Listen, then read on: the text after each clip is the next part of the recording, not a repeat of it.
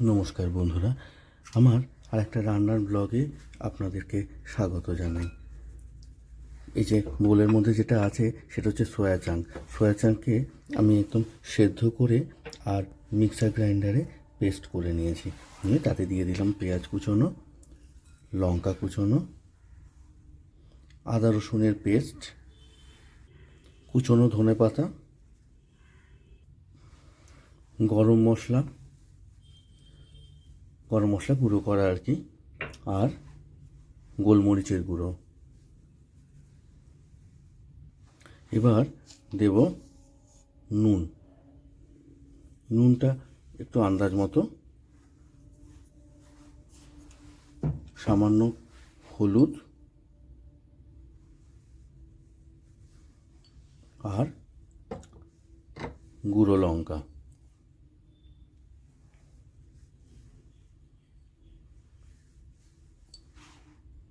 দিচ্ছি কিছুটা soya sauce, দিয়ে দিলাম একটা ডিম।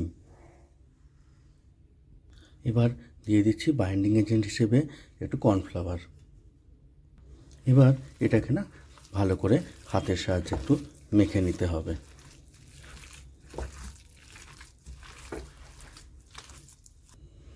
সয়া চাংটাকে এইভাবে মেখে নিয়েছি একদম। আর এদিকে দেখুন কড়াইতে তেল চাপিয়ে দিয়েছি, তেলও গরম হয়ে গেছে। এবার এখানে এক এক করে ছাড়তে থাকবে।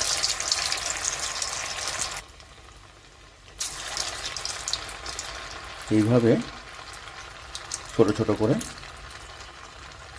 ছেড়ে দিতে হবে।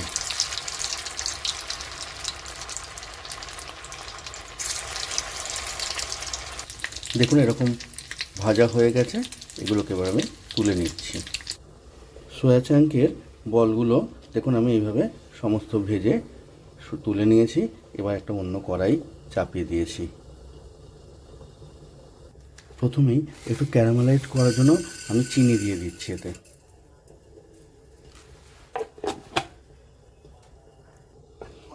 চিনিটা ক্যারামেলাইজড হয়ে গেছে। দেখুন চিনি ক্যারামেলের কালার আপনি দেখতেই পাচ্ছেন। এতে এবার আমি জল দিয়ে দেবো।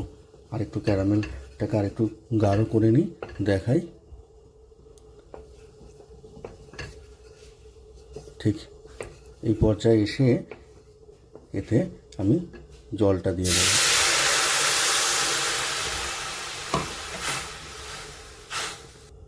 এবার এতে এক এক করে সসগুলো মেশাবো। প্রথমেই এই ডার্ক সয়া সসটা দিয়ে দিচ্ছি। এবার দিচ্ছি রেড চিলি সস।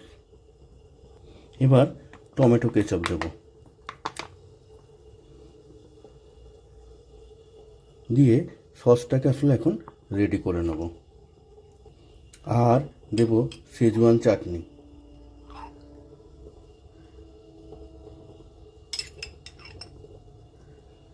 এটা কিন্তু একটা স্পেশাল যে চাইনিজ ব্যাপারটা সেটাকে স্বাদটাকে নিয়ে এসে দেবে। এবার দিচ্ছি কাশ্মীরি লঙ্কা।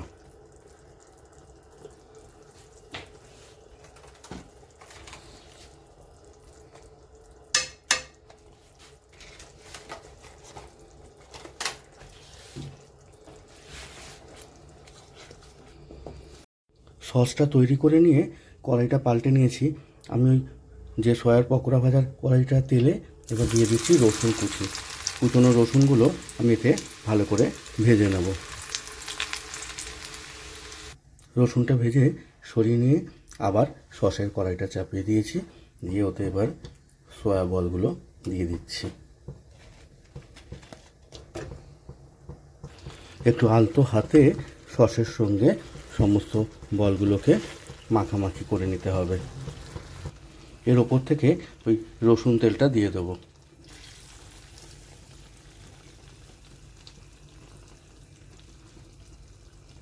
এবার গার্নিশিংয়ের জন্য ওপর থেকে দিয়ে দিচ্ছি একটু স্প্রিং অনিয়ন আর রোস্টেড সাদা তিল।